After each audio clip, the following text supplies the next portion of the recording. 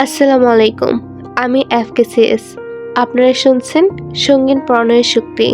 লিখেছেন সুরায় রাফা। পর্ব সংখ্যা 10। চলুন আজকের পর্ব শুরু করি। নির্ঝঞ্ঝাট বিদ্যাপীঠ সান ফ্রান্সিসকো স্টেট ইউনিভার্সিটি। সান ফ্রান্সিসকোর মধ্যে সবচেয়ে সুপরিচিত এবং নামকরা হওয়াতে এই ভার্সিটিতে ফরেনার শিক্ষার্থীদের অভাব নেই, সেই সাথে সাথে ফরেনার প্রফেসরদেরও। তবে আজ ভার্সিটির ক্যাম্পাসে খুব একটা শিক্ষার্থীদের আনাগোনা নেই। এর কারণ শীতের শেষ ভাগ চলছে, যার দরুন সবাই সি বিচ, জঙ্গল, পাহাড় এথায় সেথায় ক্যাম্পিং এ গিয়েছে। এখানকার শিক্ষার্থীরা বইয়ের পাতায় নয়, হাতে কলমে কিংবা পর্যবেক্ষণ করেও অনেক কিছু শেখে। সারা বছর তাদের ক্লাসরুমের বাহিরেও অনেক কার্যক্রম থাকে। ওরও বিগত কয়েক মাসে অনেক কিছু শিখেছে, অনেক কিছু লক্ষ্য করেছে, ভালো মন্দ দুটেই। আমেরিকার সংস্কৃতির মধ্যে এমন অনেক কিছুই আছে যা শুনলে বা দেখলে গা ঘিনঘিন করে ওঠে। তার মধ্যে নিখিল ভাইয়ের রিলেশনশিপ অন্যতম।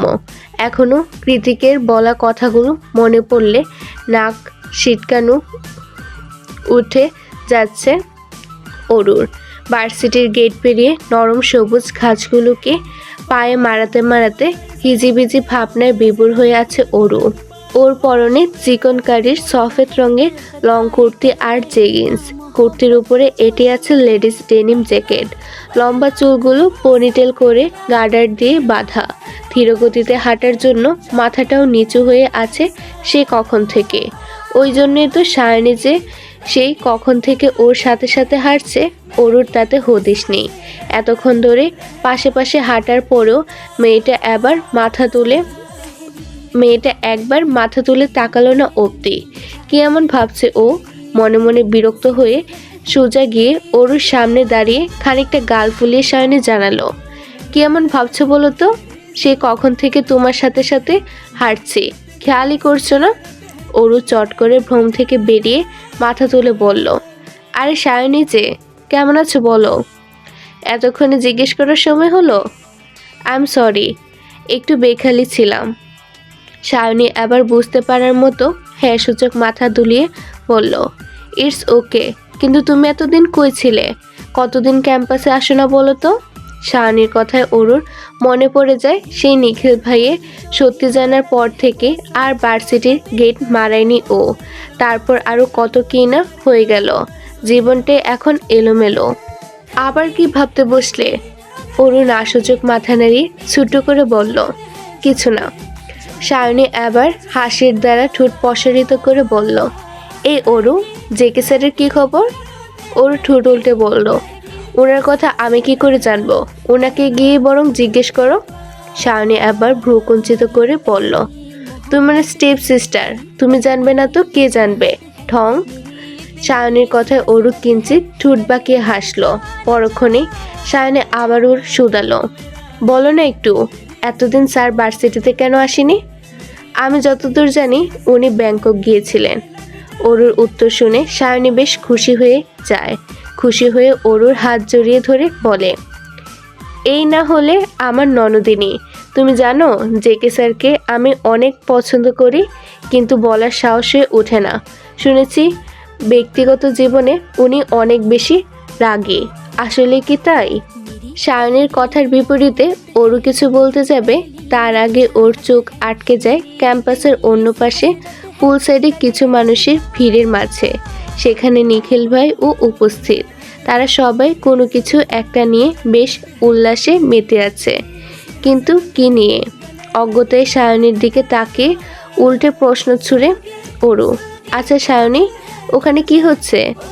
সায়নী অরুর দৃষ্টিপাত অনুসরণ করে সেদিকে একবার তাকিয়ে বলল, সায়েন্টিস্ট ডিপার্টমেন্ট থেকে বাংলাদেশি নিখিল ভাই ওদের গ্রুপের টিম লিডার হয়েছে, সেটারই সেলিব্রেশন করছে বন্ধু বান্ধবদের নিয়ে। ও আচ্ছা।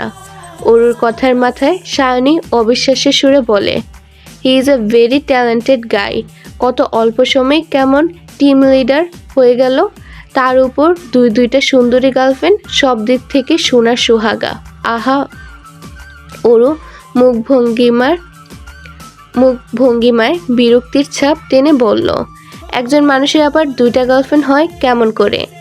সায়নী কুটকুটিয়ে হেসে বলল, হয় আমেরিকাতে সব হয়, চাইলে তুমিও। সায়নীর কথা পুরোপুরি শেষ হওয়ার আগেই পেছন থেকে ডেকে উঠল কেউ, অরোরা। ওরও জানে এটা কে হতে পারে। এই পুরো ক্যাম্পাসে অরোরা বলে ওকে একজনই ডাকে, কিন্তু ও এখন কিছুতেই এই মানুষটার মুখোমুখি হতে চায় না। তাই অন্যদিকে মুখ ঘুরিয়ে না শোনার ভান করে চোখ খিচে চুপচাপ দাঁড়িয়ে রইল সেখানেই। সায়নী পেছন ঘুরে বলল, আরে নিখিল ভাই যে, আপনি অরুকে চেনেন? নিখিল হ্যাঁ না কোনো উত্তর না দিয়ে স্মিত হেসে অরুর দিকে তাকিয়ে পুনরায় ডাকলো, অরোরা। সায়নীর সামনে দাঁড়িয়ে আছে, নিখিলও এগিয়ে এসেছে। এবার আর ইগনোর করার সুযোগ নেই, পেছনে ঘুরতেই হবে। কিছু করার নেই ভেবে নিখিলের মুখোমুখি হতে যাচ্ছিল অরু। এখনো পেছনে ঘুরেনি, ঘুরবে ভাব। ঠিক তখনই কোথা থেকে যেন বাজ খায় কর্কশ আওয়াজ কানে ভেসে এলো ওর। অরু। আচমকা কৃতিকের আওয়াজ পেয়ে কেঁপে উঠল অরু। তড়িৎ গতিতে চোখ দুটো খুলে এদিক ওদিক তাকে খুঁজতে লাগলো তাকে।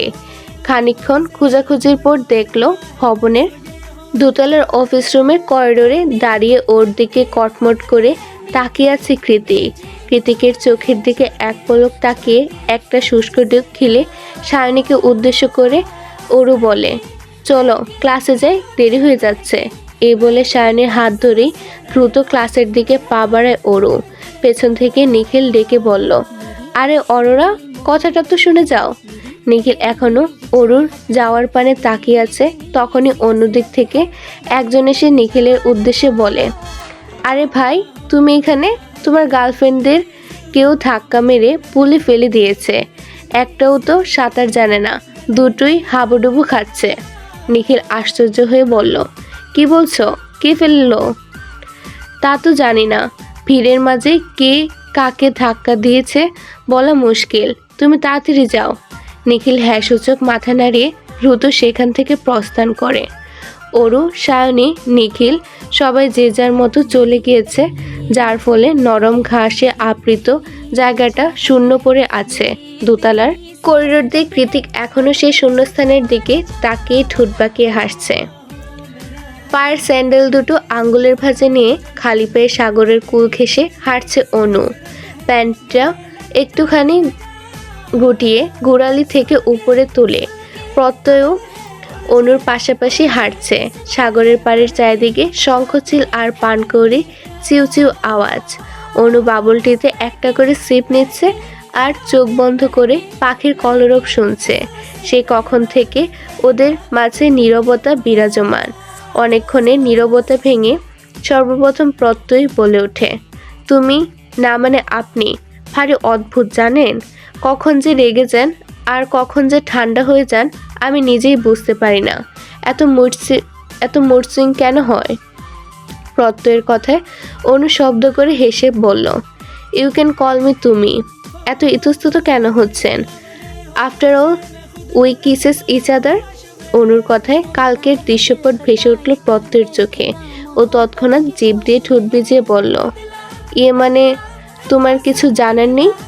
অনু গম্ভীর গলায় বলল, আছে তো, অনেক কিছু জানার আছে।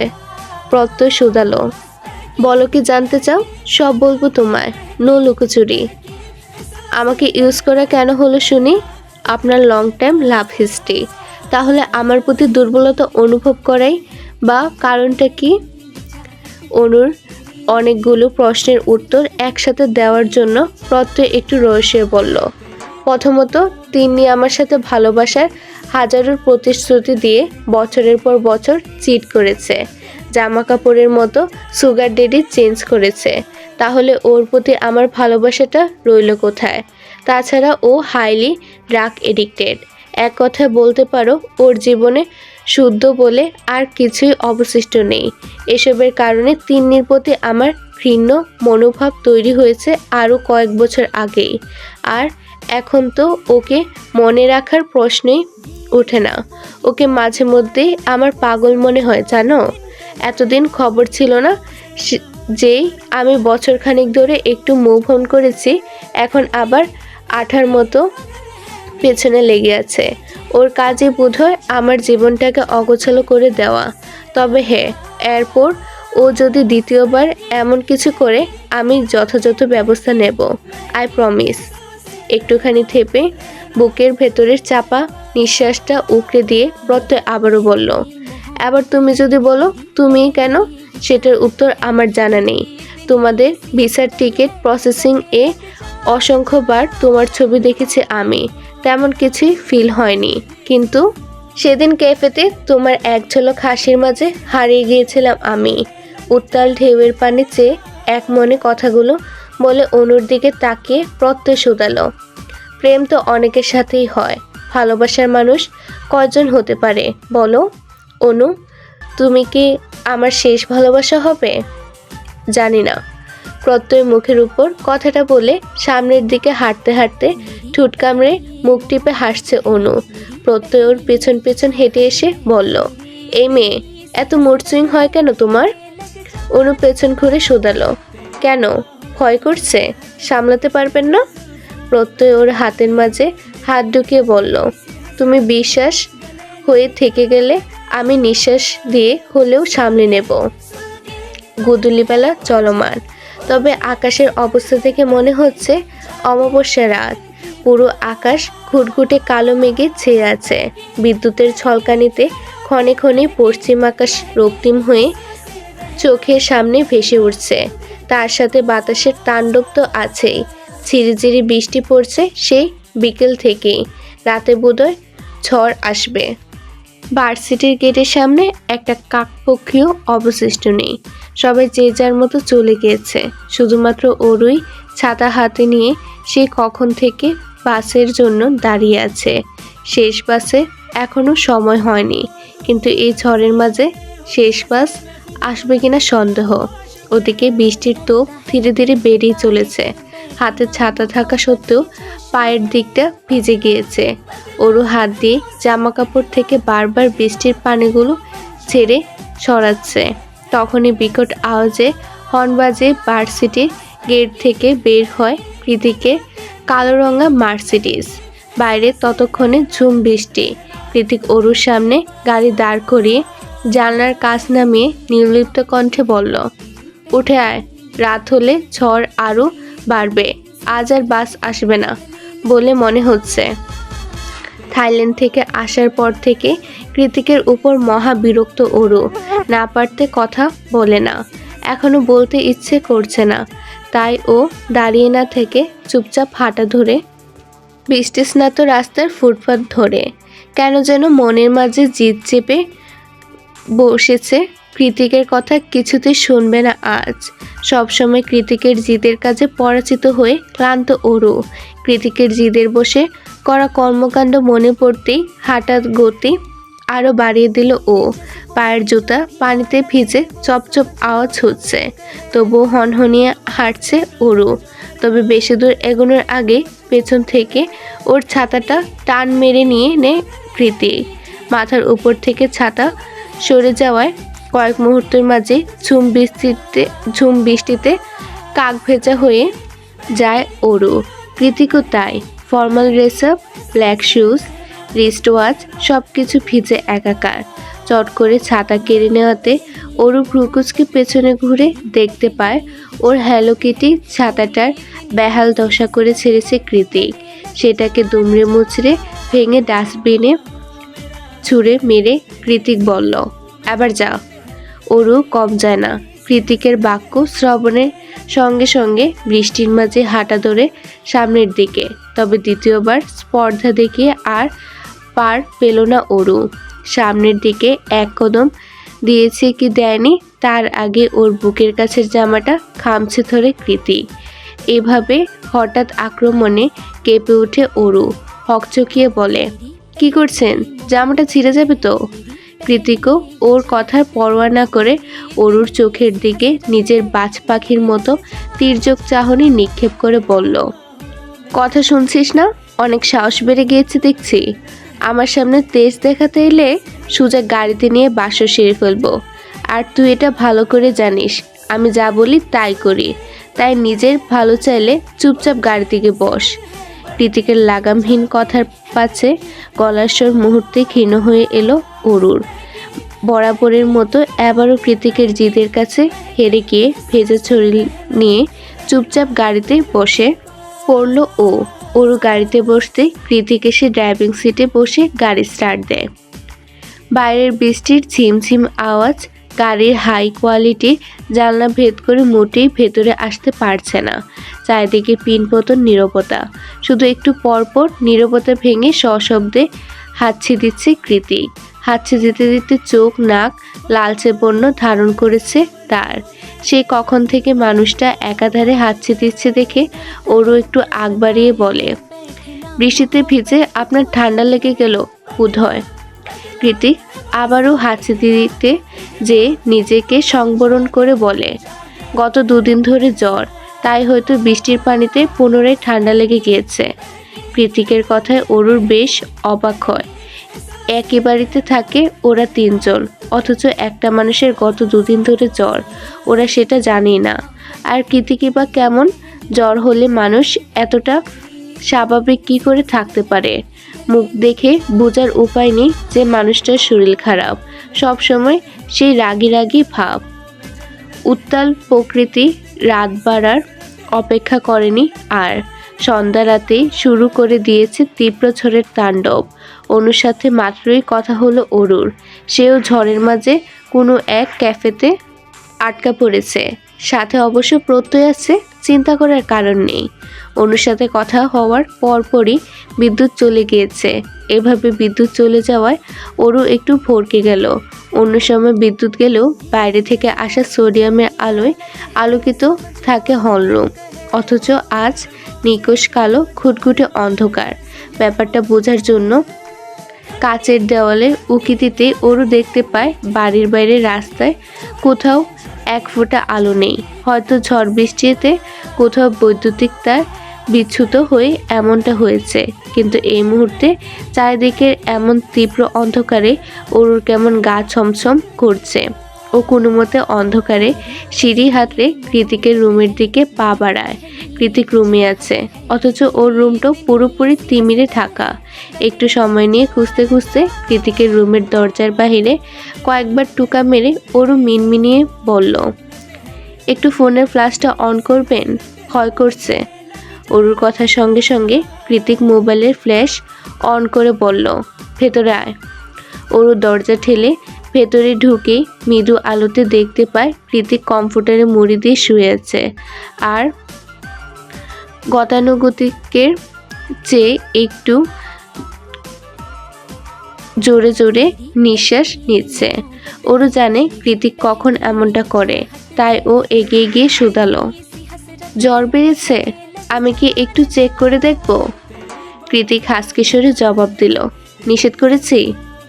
ওরও আবার একটু সংকোচ নিয়ে কৃতিকের কপালে হাত ছোঁয়ায়, অতঃপর বলে, আপনার অনেক জ্বর, কি করে ঠিক আছেন বলুন তো?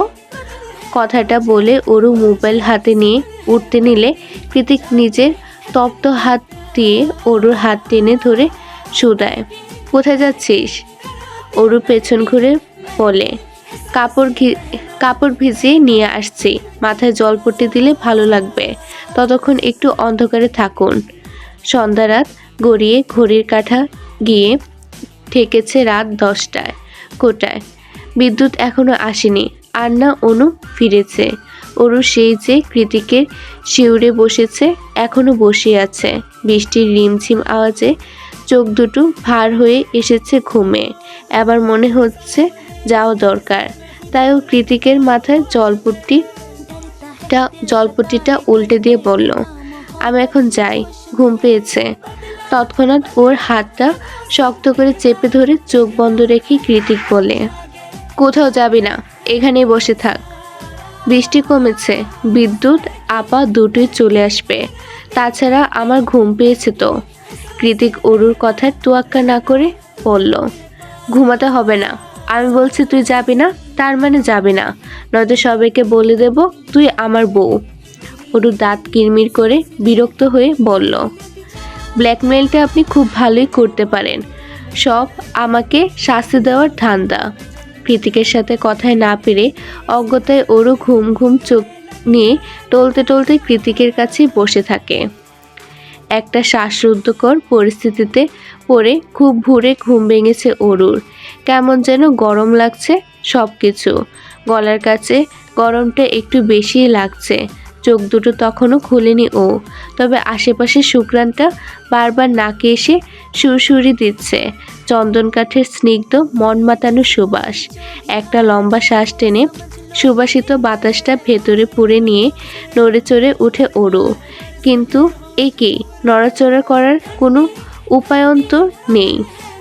মনে হচ্ছে হাত পা কেউ বেঁধে রেখেছে, কিন্তু কে দেখবে, কে দেখাবে এই দুঃসাহস। নিজেকে এভাবে বাঁধনে আবিষ্কার করে আচমকাই চোখ খুলে অরু। চোখ খোলার সঙ্গে সঙ্গে দুনিয়া দুলে ওঠে ওর। আপনাদের জন্য একটি বিশেষ সুযোগ। আপনি কি নতুন লেখক বা লেখিকা? আপনার গল্পকে বেশি মানুষের কাছে পৌঁছাতে চান? তাহলে আপনার গল্প আমি ভিডিও আকারে আমার চ্যানেলে প্রকাশ করব। নতুন অডিয়েন্স পাবে আপনার গল্প। প্রতি পর্বের চার্জ মাত্র 100 টাকা। ইন্টারেস্টেড? ইমেল করুন fkcsdreamyworld@gmail.com এ। চলুন পুনরায় গল্পে ফেরা যাক। অরু কৃতিকের বিছানায় কৃতিকের সাথে ঘুমিয়ে আছে। কৃতিক নিজের হাত পা দিয়ে অরুকে আষ্টে পিষ্টে জড়িয়ে ধরে নিজের বুকের মধ্যে নিয়ে নিশ্চিন্তে ঘুমাচ্ছে। অরুর লম্বা চুলগুলো কৃতিকের কালো টি শার্টের সাথে মিলেমিশে একাকার। এভাবে কৃতিকের পাশে নিজেকে আবিষ্কার করে অরু ঘাবড়ে গিয়েছে। মনে মনে ভাবছে, আপা জানলে কেলেঙ্কারি হয়ে যাবে, আমার এক্ষুনি চলে যাওয়া উচিত। কৃতিকের পিঠে নিচ থেকে নিজের চুলগুলো আস্তে করে টেনে বার করতে করতে অরুর চোখ চলে যায় কৃতিকের ঘুমন্ত মুখের দিকে। এত রাগ, এত জেদ, এত বেপরোয়া স্বভাবের কোনো কিছুর লেশমাত্র নেই ঘুমন্ত মুখটাতে। এখন যা রয়েছে সেটা কেবলই আকর্ষণ। যে কেউই এই ঘুমন্ত মুখটা দেখলে তীব্র আকর্ষণ অনুভব করবে। কি সুন্দর চেহারা, মাশাআল্লাহ। ঘুমের মাঝে কৃতিকের খানিকটা নড়ে চড়ে উঠতে ভ্রম ছুটে যায় অরুর। ও দ্রুত বিছানা ছেড়ে চুলগুলো হাত খোপা করতে করতে বেরিয়ে যায়। যাওয়ার আগে কি ভেবে যেন আরও একবার ফিরে এসে ঘুমন্ত কৃতিকের কপালে হাত ছোঁয়ায়। অতঃপর মনে মনে নিশ্চিন্ত হয়ে বলে, যাক, তীব্র জোরটা কমে গিয়েছে, এখন আমি দ্রুত ভাগি। রুমে আসতেই পা দুটো থমকে যায় অরুর। আপা এখনো ঘুমিয়ে আছে। এই ফাঁকে কিছু একটা অজুহাত বানাতে হবে, কিন্তু কি বানানো যায়? অরু যখন অজুহাত ভাবতে ভাবতে দাঁত দিয়ে নখ কাটায় ব্যস্ত, তখনই আড়মোড়া ভেঙে অনু বলে, কিরে, এত সকালে আবার কোথায় যাচ্ছিস? অরু ধরা পড়ে যাওয়ায় চোরের মতো আমতা আমতা করে বলে, কোথাও না, এখন আবার কোথায় যাব? অরুর কথায় গুরুত্ব না দিয়ে অনু পুনরায় শুধালো, হ্যাঁ রে, কাল কখন এসেছিলি ঘুমাতে? অরু ভ্রুকুচকে বলে, কোথা থেকে আসবো? আরে তুই তো কাল রাতে কৃতিক ভাইয়ের মোবাইল থেকে মেসেজ দিলি আমায়, তুই নাকি পড়ছিস, খুবই ইম্পর্টেন্ট টপিক, ঘুমাতে দেরি হবে, ও জন্যই তো তোকে আর ডিস্টার্ব করিনি, রুমে এসে ঘুমিয়ে পড়েছি। অরু এতক্ষণে বুঝলো ওর হয়ে কৃতিক মেসেজ করেছে অনুকে। এবার ও একটু স্বস্তির নিঃশ্বাস ছেড়ে বলল, হ্যাঁ রে আপা, অনেক কঠিন পড়া ছিল, ওর জন্যই তো কৃতিক ভাইয়ের রুমে গিয়েছিলাম পড়া বুঝতে। বাড়িতে স্যার থাকলে যা হয় আর কি। এক নিঃশ্বাসে কথাটুকু শেষ করে নিজের শরীরের গন্ধ নিল অরু। পুরো শরীর জুড়ে স্যান্ডেলউড পারফিউমের গন্ধ মোমো করছে। যে কেউ কাছে এলে বুঝতে পারবে এটা কৃতিকের শরীরের গন্ধ। অরু উপায়ন্ত ভেবে না পেয়ে দ্রুত ওয়াশরুমে ঢুকে অনুর উদ্দেশ্যে বলল, আমি একটু শাওয়ার নিয়ে আসছি, তুই থাক। অনু হাই তুলে আবারও ঘুমাতে ঘুমাতে বলল, এত সকালে শাওয়ার নেওয়ার কি আছে, পাগল মেয়ে? রোববারের সকাল, যান্ত্রিক জীবনে অভ্যস্ত মানুষগুলোর আজ ছুটির দিন। বাইরে প্রখর রোদের পূর্বাভাস। গত কয়েকদিনের বৃষ্টি শেষে আজই বোধহয় সূর্যের মুখ দেখতে পাবে ধরণী। ভেজা স্যাঁতসেঁতে পরিবেশে উবে গিয়ে শুকিয়ে যাবে পিচ ঢালা ঝকঝকে রাস্তাঘাট। তবে সেই রাস্তায় পদাচরণের তারা আজ খুব একটা কারণ নেই। ছুটির দিন বলে কথা। যেহেতু ছুটির দিন সেহেতু আজ ভার্সিটি নেই। ওরু আজ বেশ বেলা করে ঘুম থেকে উঠেছে। এত বেলা করে উঠেও আজকাল চোখ দুটো থেকে ঘুম কাটানো বড্ড দায়। কোনো মতে ঢুলু ঢুলু পায়ে রোবটের মতো নিজের সকালের কাজগুলো সেরে ওরু চলে এসেছে হলরুমে। বাড়িতে ওরু ব্যতীত কেউ নেই। শুধুমাত্র হলরুমের ডিবানে বসে লেজ নাচছে ডোরা। ডোরাকে এভাবে ডিবানের উপর বসে থাকতে দেখেই এক ঝটকায় ঘুম ছুটে গেল ওরুর। চোখের পাতায় কয়েকবার পলক ফেলে দাঁত দিয়ে জিভ কেটে এগিয়ে গিয়ে ডোরাকে উদ্দেশ্য করে ওরু বলল, কি করছিস ডোরা? এটা জায়ান্ট কৃতিকের বসার জায়গা। তুই এখানে বসেছিস জানলে তোকে আমাকে দুজনকে ঘাড় ধাক্কা দিয়ে বাড়ি থেকে বের করে দেবে প্রফেসর জেকে। ঘরবাড়ি হারিয়ে বনবাসী হতে না চাইলে তাড়াতাড়ি নাম। ওরু তীব্র চোখ রাঙানোর ধমকে বোধহয় কাজ হলো। তৎক্ষণাৎ লেজ নাড়াতে নাড়াতে জায়গা ত্যাগ করলো ডোরা। ডোরা মুখ কাচুমাচু করে চলে যাওয়াতে ওরু সেদিকে তাকিয়ে ফোঁস করে একটা দীর্ঘশ্বাস ছেড়ে বলল, রাগ করার কি আছে? আমি তো যা সত্যি তাই বললাম। প্রফেসর জেকে তো আর তুই চিনিস না, তাই অমন রাগ দেখাচ্ছিস। আমি চিনব না ভাই কেন বল? ক্লাসে মাইক্রোনমিক্স পড়ায় তো। ডোরা ওরুর এত হাবিজাবি কথা বুঝলো কি বুঝলো না তা বোধগম্য নয়। সে চুপচাপ গিয়ে লেজ গুটিয়ে অন্যত্র জায়গা দখল করে নিল। বসে পড়ল কিচেনের কাউন্টারের এক পাশে।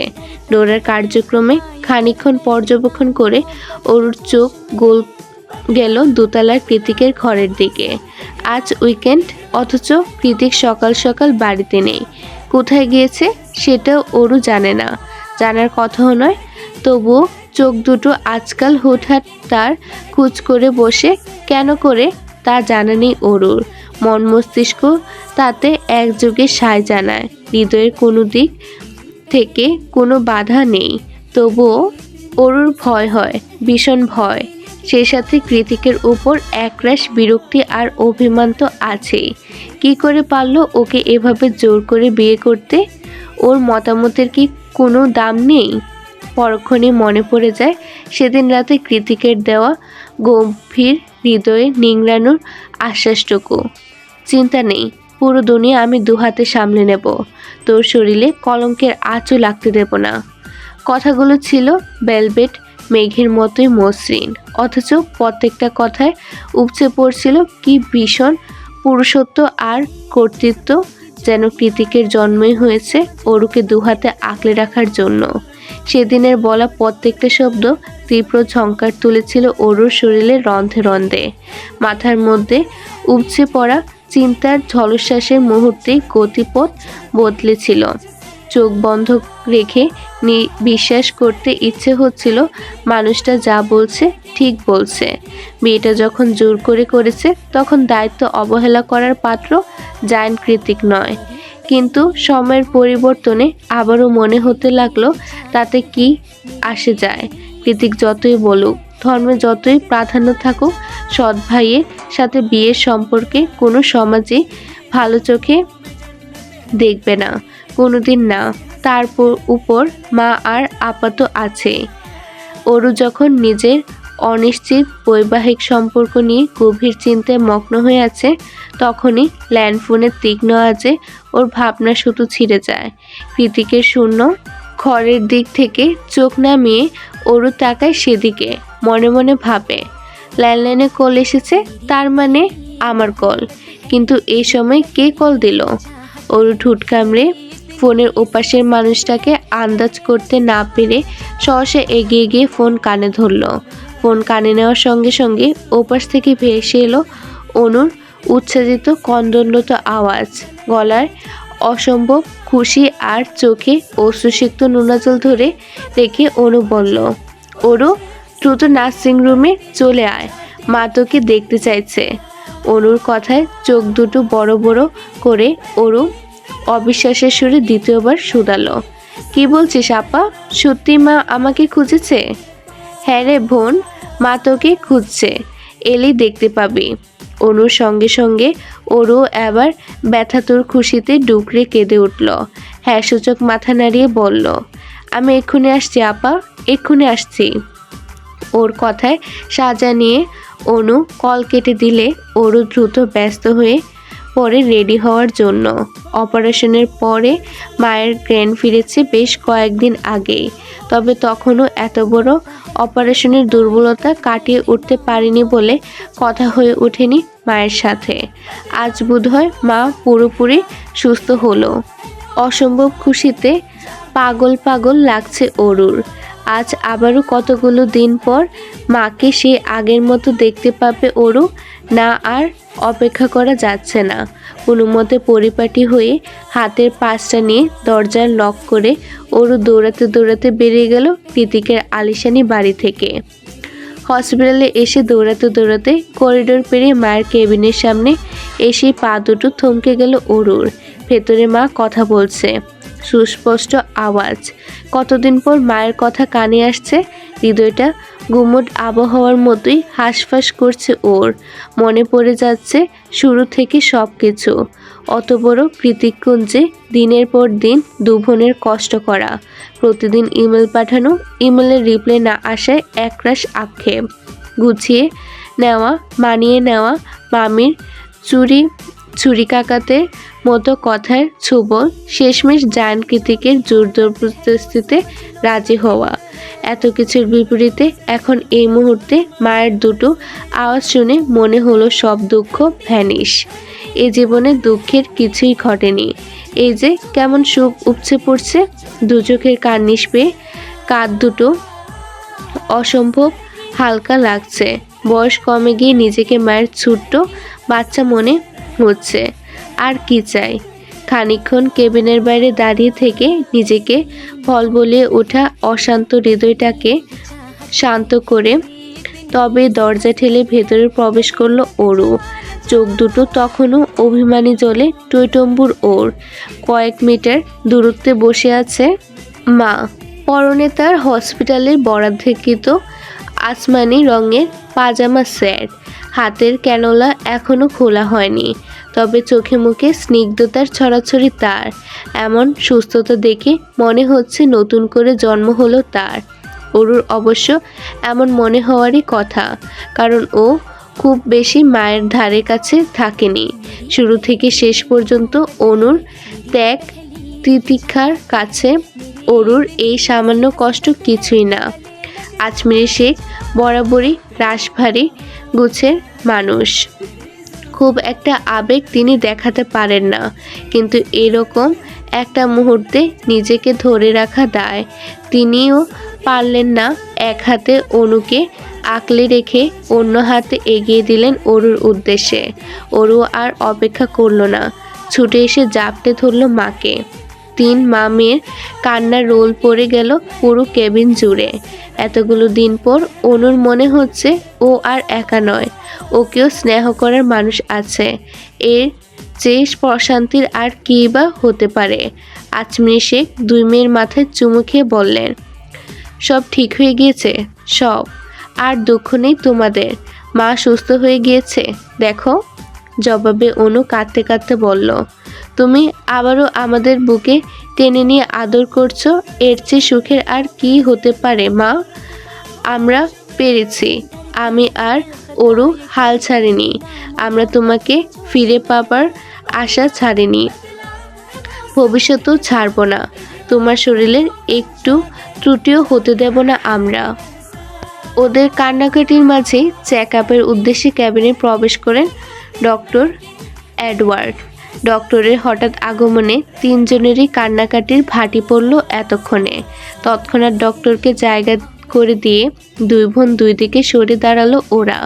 অতঃপর আজমির শেখকে ভালো মতো চেক আপ করে ঠোঁটের কোণে একটা আন্তরিকতা জড়ানো হাসি ঝুলিয়ে ডক্টর বললেন, কংগ্রেচুলেশন মিসেস আজমিরি, আপনার অপারেশনের পর আপনি এখন পুরোপুরি ফিট আছেন।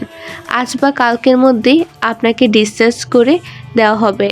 তবে হ্যাঁ, প্রথম দিকে প্রতি সপ্তাহে এবং পরবর্তী প্রতি মাসে একবার করে নার্সিংহোমে এসে হার্টের কন্ডিশন চেক আপ করতে হবে আপনার। অন্তত 6 মাস এটা ধারাবাহিকভাবে করতে হবে।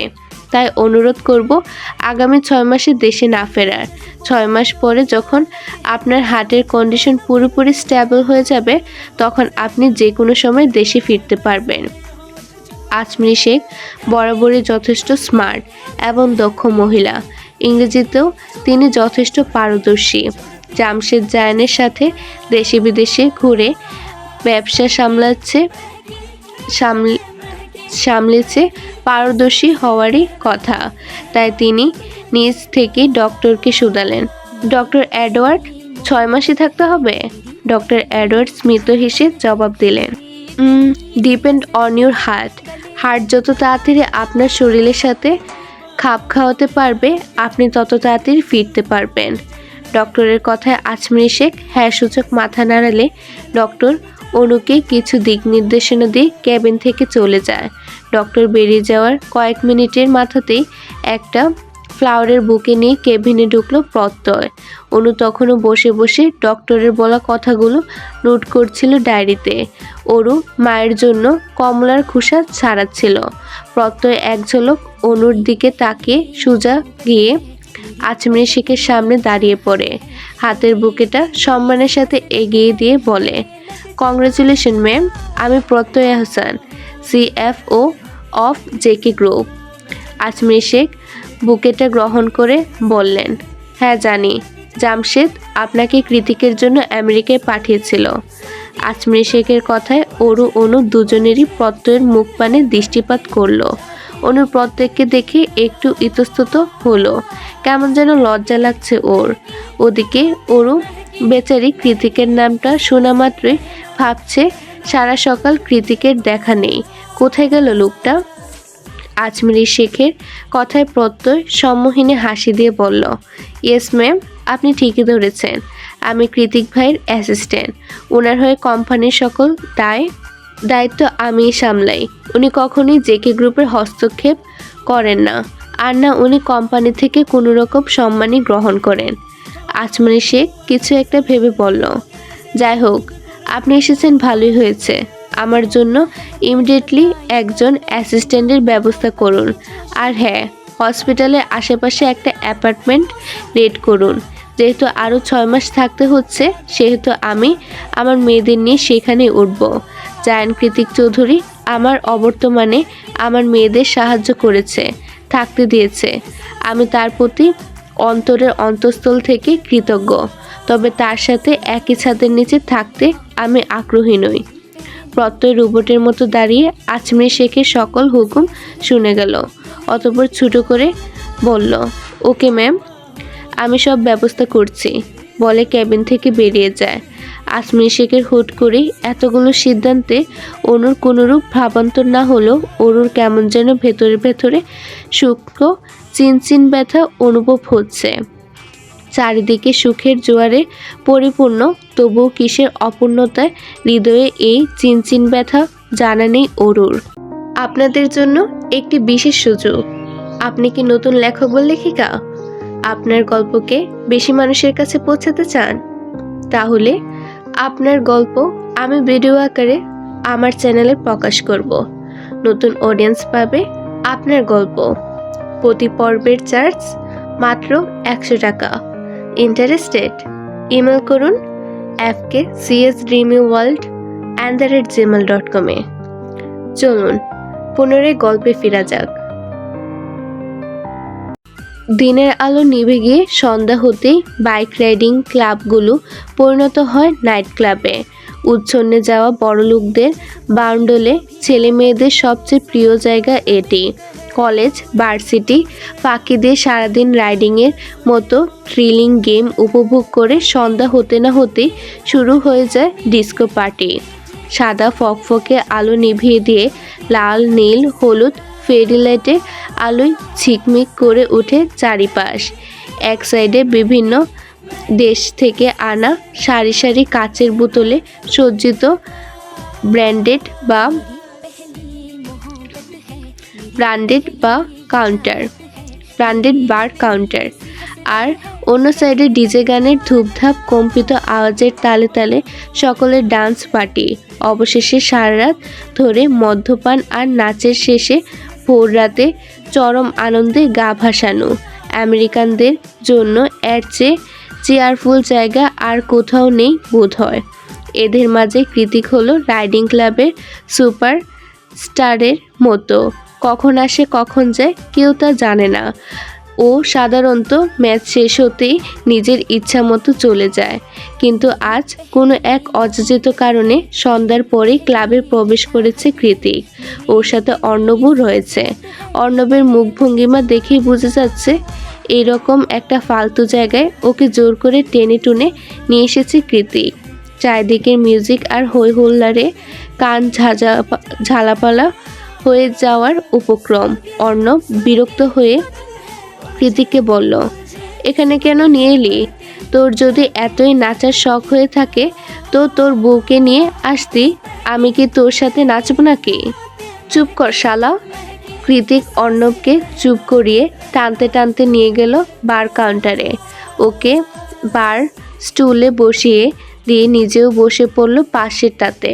সামনে দাঁড়িয়ে থাকা ওয়েটারকে দুটো হুইস্কির অর্ডার দিয়ে কৃতিক ক্লাবের চারিদিকে চোখ বুলিয়ে বলল, এই ক্লাবের সিসিটিভি সিস্টেমটা হ্যাক করতে হবে অর্ণব। কৃতিকের কথায় অর্ণব ভ্রুকুচকে বলল, কি তুই আবারও ঝামেলা পাকাবি? কৃতিক ঠোঁট কামড়ে অর্ণবের চোখে তির্যক দৃষ্টিপাত করে বলল, ঝামেলা তো পাকাতেই হবে ব্রো। রিভেন্স নেওয়াটা যে আমার এখনো বাকি। এই ক্লাবেরই একজন খুব দুঃসাহস দেখিয়ে আমার দুর্বলতায় হামলা করেছিল। তাকে এক ঝলক নিজের পৈশাচিক রূপটা না দেখালে হয় বল? আমি তো এতটাও ভদ্রলোক নই। অর্ণব দীর্ঘশ্বাস ছেড়ে বলল, তুই কি বলছিস? আমি কিচ্ছু বুঝতে পারছি না। কি দেখাবি? কাকে দেখাবি? অর্ণবের কথার পাছে কৃতিক কিছু বলতে যাবে তার আগে সেখানে আগমন ঘটে ক্লাবের অন্যতম সদস্য জ্যাকসনের, যাকে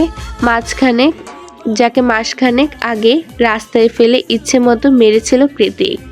তারপর অবশ্য সব সমস্যার সমাধান হয়েছে। ক্লাবের ম্যানেজিং কমিটি ওদের দুজনকে মিলিয়ে দিয়েছে। জ্যাকসন ক্ষমাও চেয়েছে নিজের কর্মকাণ্ডের জন্য। এখন সম্পর্কটা মোটামুটি ঠিকঠাক। তাই তো কৃতিককে দেখে মাত্রই এগিয়ে এসেছে সে। এগিয়ে এসে আরেকটা বার স্টুল টেনে বসতে বসতে ঠোঁটের বাজে শুষ্ক হাসির রেখা টেনে অবাক হয়ে জ্যাকসন শুধালো, আরে জেকে ব্রো, আপনি তো কখনোই নাইট ক্লাবে থাকেন না, আজ হঠাৎ? জ্যাকসনের কথায় কৃতিক নিজেও ঠোঁটের কোণে হাসি টেনে বলল, তোমাদের সাথে ড্রিঙ্কস করতে মন চাইলো তাই থেকে গেলাম। ভালো করিনি? Oh that's really good bro, let's enjoy. ওদের মধ্যে জ্যাকসনই প্রথমে পান করা শুরু করে। 1 পেগ, 2 পেগ, 3 পেগ, অতঃপর অগণিত পেগ। কৃতিক আর অর্ণব ও কিছুটা টাল হয়েছে, তবে জ্যাকসনের অবস্থা পুরোপুরি টালমাটাল। দু চোখ ঝাপসা, চোখের সামনে বসে থাকা একটা কৃতিককে 10টা মনে হচ্ছে। কি রোমাঞ্চকর! Let's do a ride Jackson, I am sure এবার তুমি চ্যাম্পিয়ন হবে।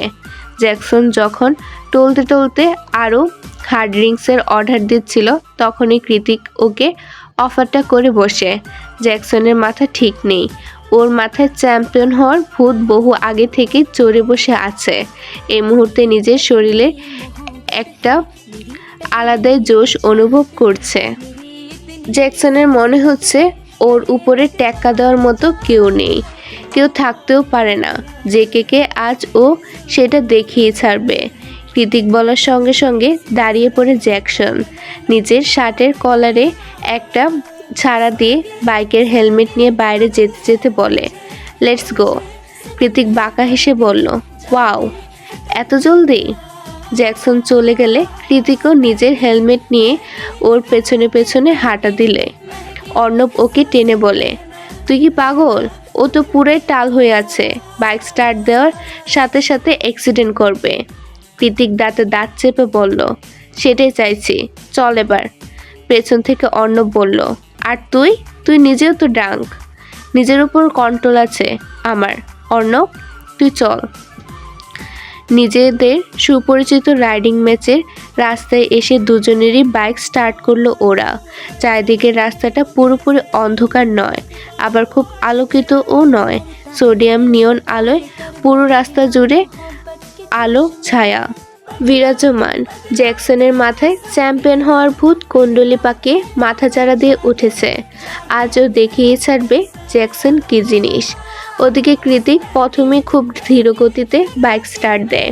বাইক স্টার্ট দেওয়ার সঙ্গে সঙ্গে জ্যাকসন হাওয়ার বেগে দৃষ্টি সীমানার বাহিরে চলে যায়। এই দেখে অর্ণব ভয়ার্ত নজরে তাকিয়ে মনে মনে আওড়ায়, হয় মরবে, না হয় মৃত্যুকে খুব কাছ থেকে দেখে আসবে। কেন যে জেকের মতো পাগলের সাথে লাগতে এসেছিল, হু নোজ। যেহেতু কৃতিক নিজেও ডাং ছিল, তাই ও নিজেও কিছু দূর যেতেই উল্টে পড়ে যায়। পড়ে গিয়ে সেখানে বসে শব্দ করে হাসতে থাকে ও। কৃতিক পড়ে গিয়েছে দেখে অর্ণব ওর দিকে ছুটে এগিয়ে এসে বলল, আরে ওকে, এটা কেন করলি ভাই? ছেলেটা খুব খারাপভাবে আহত হবে। কৃতিক বাইকটাকে শরীরের উপর থেকে সরিয়ে আস্তে ধীরে উঠতে উঠতে বলল, ওই বাস্টারটা আমার অরুকে মাঝ রাস্তায় অ্যাটাক করেছিল। শুধুমাত্র আমার উপর জিদ ফলাতে গিয়ে ও অরুকে ছুরি নিয়ে তাড়া করেছে। ইভেন আমি সময় মতো না এলে কি না কি হয়ে যেত সেটা একমাত্র উপরওয়ালাই ভালো জানে। তাহলে তুই কি করে ভাবলি? এত বড় একটা দুঃসাহস দেখানোর পরেও আমি ওকে এত সহজে ছেড়ে দেব? কখনোই না। তাছাড়া আমি আর কী বা করলাম? ও নিজেই তো বাইক নিয়ে চলে গেল। এখন যদি ভালোই ভালো বেঁচে যায় তো যাক, আর যদি না যায় তাহলে ধরে নেব ওর চ্যাম্পিয়ন হওয়ার নেশায় ওকে খোয়ালো। শেষ কথাটা বলতে বলতেই একটা তীর্যক কপট হাসিতে প্রসারিত হলো কৃতিকের ডার্ক ব্রাউন ঠোঁটজোড়া। অরুর বাড়ি ফিরতে ফিরতে বিকেল গড়িয়ে সন্ধ্যা রাতে গিয়ে ঠেকেছে। অনু আজ আর ফিরবে না, সে মায়ের কাছেই থাকবে। অরু ফিরতে চায়নি, অনু জোর করেই পাঠিয়ে দিয়েছে ওকে। বলেছে একটা রাতই তো, তারপর থেকে তো সবাই একসাথে থাকবে ওরা। এখন কষ্ট করে হসপিটালে থাকার প্রয়োজন নেই। অরুর মনটা বেশ ফুরফুরে। হাতের পাশটাকে আঙ্গুলে ঘোরাতে ঘোরাতে মাত্রই পাসওয়ার্ড টিপে ঘরে প্রবেশ করেছে ও। তবে হলরুমের কাউচে কৃতিককে বসে থাকতে দেখেই হাঁটার গতি থমকে যায় অরুর। এই তো সেই মানুষটা, সারাদিন এত আনন্দের মাঝেও যার কথা হঠাৎ মনে পড়েছে। বারবার মনে হয়েছে কোথায় সে। কাউচের উপর গা ছড়িয়ে দিয়ে দুটো পা টেবিলের উপর রেখে বসে আছে কৃতিক। নির্ঘুম, নিষ্পক, কামুক চোখ দুটো অরুর পানে নিবদ্ধ। কৃতিকের মুখের দিক থেকে চোখ সরিয়ে অরু দৃষ্টিপাত করে ওর পায়ের দিকে। 3/4 প্যান্ট পরে আছে কৃতিক, যার দরুন ফর্সা লোমশ পা দুটো এথায় সেথায় থেতলে গিয়ে রক্ত জমাট বাঁধা অংশগুলো দৃশ্যমান। এমন দগদগে অবস্থা দেখে যে কারো হৃদয় কেঁপে উঠবে। অথচ কৃতিক কতটা ভাবলেশীন হয়ে রক্ত নিয়ে বসে আছে, যেন কিছুই হয়নি। অরুকে একভাবে তাকিয়ে থাকতে দেখে কৃতিক হাসকিশোরে বলল, তোর জন্য ওয়েট করছি, ট্রিট করে দে। কৃতিকের পা দুটো পর্যবেক্ষণ করে একটা দীর্ঘশ্বাস ছেড়ে এগিয়ে এসে ওর শুধালো, নিশ্চয়ই বাইক থেকে পড়ে গিয়েছেন। কৃতিক দুহাত দিয়ে নিজের চুলগুলো ব্রেকবাশ করতে করতে বলল, ঠিকই ধরছিস। ফার্স্ট এড বক্স কোথায়? কৃতিক আঙ্গুল দিয়ে নিজের রুমের দিকে দেখিয়ে দিল। অরু নিজের পার্সটা রেখে বলল, থাকুন, নিয়ে আসছি। এই যাবৎ কৃতিকের রুমে একবার এসেছে অরু। সেদিন কৃতিকের রুমে কখন যে ঘুমিয়ে গিয়েছিল টের পায়নি ও নিজেও। তবে তখন তো ঘরময় অন্ধকার ছিল, কিছুই দেখার উপায় ছিল না। ও জন্যই তো এখন ফার্স্ট এড বক্স খুঁজতে খুঁজতে হাঁপিয়ে উঠেছে অরু। রুমের কোথাও খুঁজে না পেয়ে একটানে কৃতিকের জামা কাপড়ের কাবার্ড খুলে ফেলল ও। কাবার্ডের ডয়ারে ফার্স্ট এড বক্স রাখা ছিল। অরু সেটাকে হাতে নিয়ে আরও একটা ছোট্ট বক্স দেখতে পায়, সুন্দর কারুকাজ করা কাঠের বক্সটা। কি আছে এর মধ্যে? প্রশ্নটা মনের মাঝে উকি দিতে এদিক ওদিক তাকিয়ে অনেকটা বিস্ময় আর কৌতূহল নিয়ে বক্সটা খুলল অরু। অরু ভেবে নিয়েছিল এত সুন্দর বক্সে হয়তো কোনো হীরের জহরত থাকবে নিশ্চয়ই, কিন্তু অরুকে পুরোপুরি ভুল প্রমাণ করে দিয়ে বক্স থেকে বেরিয়ে এলো একটা লম্বা চুল। অরু আশাহত নজরে চুলটাকে দেখে নাক সিটকে বলল, ইউ, এটা আবার কি? পরক্ষণে ওই চুলটাকে নিজের চুলের সাথে মিলিয়ে অরু বলল, আরে এটা তো মনে হচ্ছে আমার চুল। উনি কি কালো জাদু টাদু করেন নাকি? অরু! নিচ থেকে ভেসে আসা কৃতিকের ছাজালো চিৎকারে লাফিয়ে উঠল অরু। কোনো মতে জায়গার জিনিস জায়গায় রেখে ফার্স্ট এড বক্স নিয়ে সহসা নেমে গেল নিচতলায়। তারপর দৌড়ে এসে হাঁটু গেড়ে বসে পড়ল কৃতিকের পাশে। এতদিন ধরে এ বাড়িতে আছিস, এখনো একটা ফার্স্ট এড বক্স খুঁজতে এতক্ষণ সময় লাগে? কৃতিকের কথায় অরুর মনে পড়ে যায় ও আর এ বাড়িতে নেই। কথাটা ভাবতেই ঈশান কোণে মেঘ জমার মতোই মনের কোণে সুপ্ত হাহাকার জমে ওঠে অরুর। অরু নিশ্চুপ বসে বসে কৃতিকের পায়ে হাত চালাচ্ছে দেখে কৃতিক ভ্রুকুঞ্চিত করে বলল, কি ভাবছিস? অরু তার ছোট ছোট হাত দিয়ে ওয়ান টাইম ব্যান্ডেজগুলো লাগাতে লাগাতে বলল, ভাবছি আজকে যা বলার বলুন, আমি তো কাল চলেই যাচ্ছি। কৃতিক ডিবানের গায়ে নিজের মাথাটা এলিয়ে দিয়ে বলল, আমার ছেড়ে কোথায় যাবি তুই? অরু এবার সিরিয়াস হয়ে কৃতিকের মুখের দিকে তাকিয়ে বলল, কাল চলে যাচ্ছি আমরা।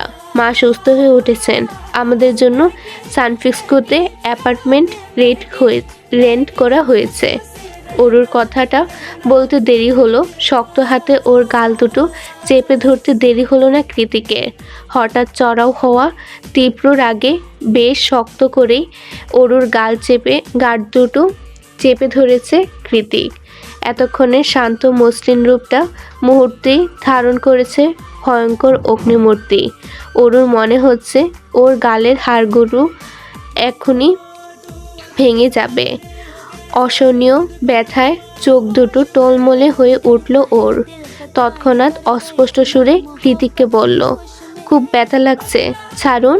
কৃতিক ছাড়ল না, উল্টো ওকে কাছে টেনে নিয়ে হিসিয়ে বলল, আমার জীবনের সবচেয়ে বড় ভুল কি জানিস? তোর প্রেমে পড়া। সে শুরু থেকে যন্ত্রণা দিতে দিতে লাইফটাকে হেল বানিয়ে ছেড়েছিস, এখনও দিচ্ছিস। কথাটা বলে পায়ের নিচ থেকে টি টেবিলটায় সশব্দে লাথি মারল কৃতিক। সঙ্গে সঙ্গে ঝনঝন আওয়াজ করে টেবিলটা উল্টে পড়ল অন্য পাশে। বোধহয় কাঁচগুলো ভেঙে গুঁড়িয়ে গিয়েছে। কৃতিক সেদিকে দৃষ্টিপাত না করে অরুর এতক্ষণ ধরে করা ব্যান্ডেজগুলো টেনে হিঁচড়ে তুলে ফেলল। এভাবে নিজেকে কষ্ট দেওয়ার কি মানে হয়? অরু চেঁচিয়ে উঠল, আরে কি করছেন? আবারও রক্ত বের হবে তো। কৃতিক অরুর কথায় কর্ণপাত না করে ব্যান্ডেজগুলো ছুঁড়ে ফেলে ওকে এক প্রকার ধাক্কা মেরে সরিয়ে হনহন করে বাড়ি থেকে বেরিয়ে যায়। কৃতিক চলে যেতে অরু ধপ করে মেঝেতে বসে পড়ে। নিজেকেই নিজে আশ্চর্য হয়ে প্রশ্ন করে, উনি কি বললেন? উনি আমার প্রেমে পড়েছেন? কবে, কখন, কোথায়?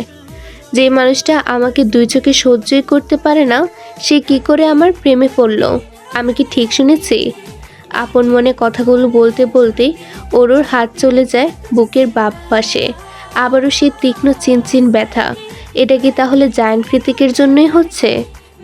আরও একটা ব্যস্ত দিনকে বিদায় জানিয়ে সন্ধ্যা তিমিরে মুড়িয়ে গিয়েছে চারিপাশ। বাইরে বৃষ্টির নেই, তবে প্রবল বেগে হাওয়ার তাণ্ডব চলমান।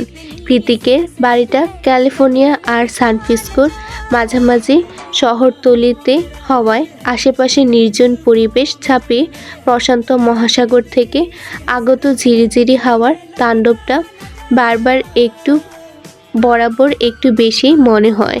কিন্তু আজ সন্ধ্যায় ঝড়ো হাওয়াটা তার চেয়েও দ্বিগুণ মনে হচ্ছে।